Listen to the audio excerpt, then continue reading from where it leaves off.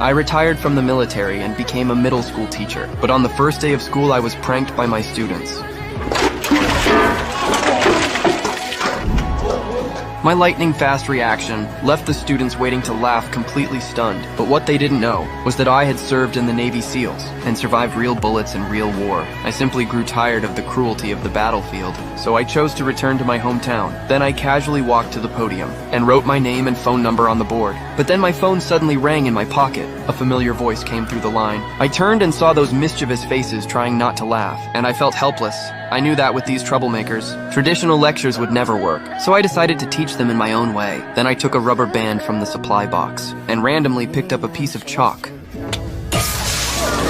The students who were proud a moment ago instantly panicked. I stood under my umbrella watching them with satisfaction, but the students were unconvinced and secretly discussed ways to get me fired. The next day the classroom was strangely quiet. The students acted more restrained, but their eyes were still full of disdain. So to get them to listen, I told them they could smoke in class, and that if they answered 3 of my questions correctly, I'd let them leave early. Then I told a student to take out a pack of cigarettes and asked them what chemicals cigarettes were made of. John was lucky enough to answer everything right and left the room smugly while everyone else envied him. The rest of the students instantly got excited. Everyone raised their hands at once, and I used the chance to teach them real knowledge. And gradually they started to enjoy my class, but the peace didn't last long. I was told that 5 students were facing expulsion for fighting, so I rushed to the scene and found my class fighting with the honor class. I quickly forced them apart and asked them why they were fighting.